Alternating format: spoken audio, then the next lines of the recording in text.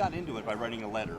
Basically. I did. I mean, what does that say to kids today who are trying to get into it? Or I mean, is that still a possibility? Well, actually, I wrote about that in my book, which I wrote in 2006 called Built to Win, and I've received hundreds and hundreds and hundreds of people starting off with, well, you did it by writing a letter, so I'm writing you a letter, cold turkey, and hoping that you'll give me the same opportunity you received. Well, it's more technical, it's more advanced, it's more strategic, it's just different, and I keep reminding kids, keep getting the most education you can, undergrad, graduate school, get yourself prepared as much as you can intellectually, and then try your way with baseball.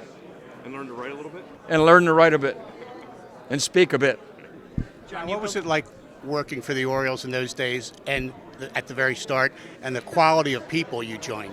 What was it like for me? It was a dream. I mean, I grew up. I went to high school right across the street at Baltimore City College High School, and I looked out the window too often, I think, and dreaming about someday maybe playing in that stadium, and to have a chance to go to work with your hometown team and to have Frank Cashin, Harry Dalton, and Lou Gorman form you as a young executive, you couldn't ask for anything better than that.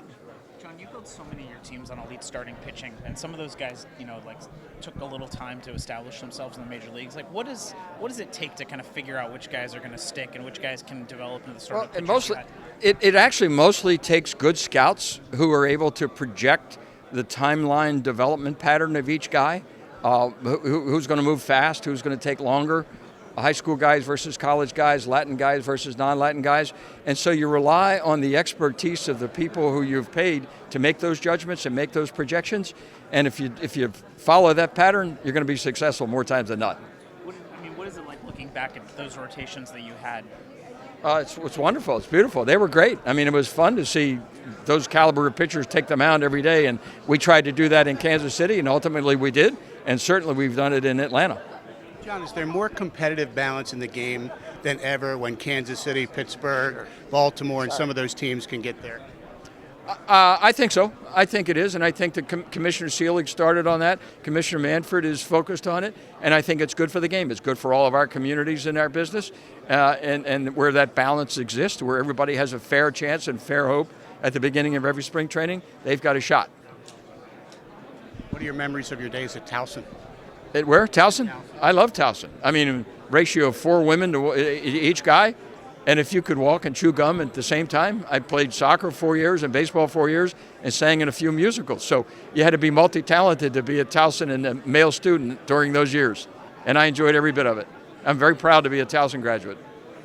John, what was your best trade? Fred McGriff, I'd say. The acquisition of Fred McGriff when we were without a cleanup hitter in '93. And I made a deal with the San Diego Padres and put Freddie in the middle of the lineup.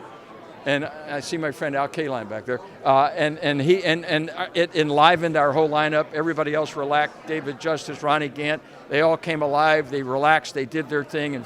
And Freddie McGriff jumped in that night. The stadium caught on fire. You'll remember. Yep. Atlanta Fulton County Stadium caught on fire. And so did the Braves. Freddie McGriff hit 2 home runs, and off we went. So you get the rare joy of remaining in baseball while you get inducted into the Hall of Fame. Say that again. You get the rare joy of remaining in baseball while you're isn't that remarkable? That's what happens when you're still working at 76 years of age. I mean, you get the rare opportunity to still be working and to be invited by this committee to say we think you're worthy of joining this group and welcome to the Hall of Fame. That's a great honor, and I still can't get over it. I think you're the first one. I know Pat was a consultant when he was inducted, but he was out of the full-time realm. So yeah, well, I'm a full-time. If you call a vice chairman full-time, that's right. What I do now. There are a lot of smart people working hard and getting the job done, and a lot of oars in the water with the Braves, and we've got a lot of capable people, and I'm delighted to still be a part of that organization. Thank you.